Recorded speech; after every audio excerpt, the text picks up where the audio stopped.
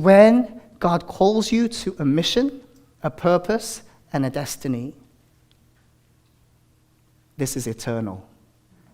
This is stuff that rust and dust will not destroy. This means something for the kingdom. So going back to Habakkuk, he's asking these questions.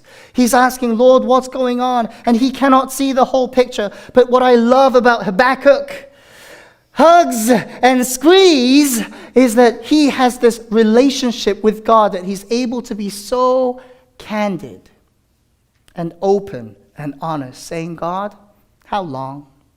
I don't know. Why is this happening, God? Why do you do this? I don't get it. I don't see the whole picture, God. But this relational aspect, it's something that I want you to note. You have a line of communication with God.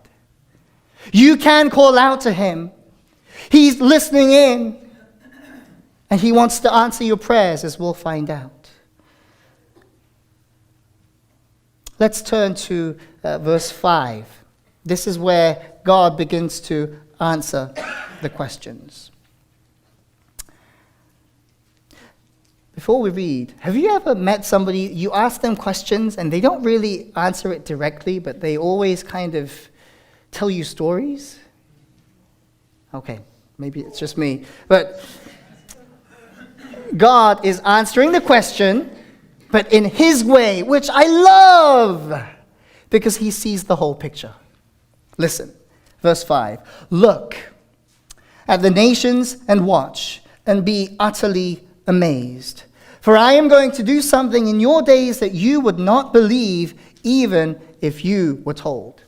What if I told you that in 5 years' time, the Danvers Church of the Nazarene will be sending out short-term mission trips, groups, every week?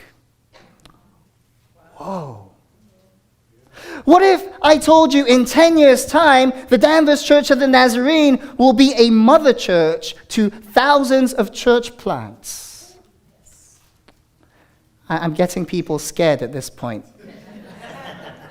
But what God is saying to Habakkuk is, I'm going to make you utterly amazed because I have something for you.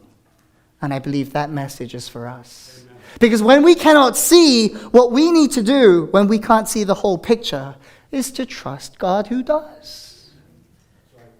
When we cannot see the whole picture of what God is doing, we need to trust in the God who does. And God says, I'm going to make you utterly amazed. Look at the nations and see. Verse 6.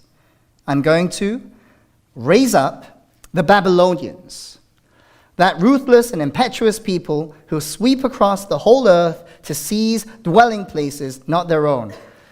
Hold on, God.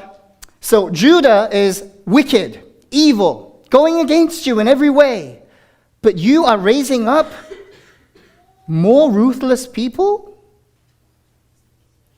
It's like coming out of the frying pan and then going into the fire. It's like, I don't get it, God.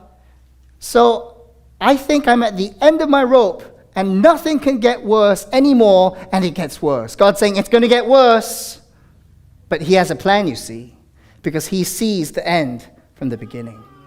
That's our God whom we serve. He is the Alpha and Omega, which means the first and the last. And he takes care of everything in between. And that is why when we cannot see the whole picture, we trust God who does. And I love the fact that God answers Habakkuk in a way that is not like a backhand. How dare you ask questions to me? Insolence. You know, God is not like that. God is listening, and he wants to answer. He wants to help us understand that he has a plan. Jeremiah 33, verse 3 says this, call to me, and I will answer you, and tell you great and unsearchable things you do not know. Call to me, says God, and I will answer you and tell you great and unsearchable things you do not know.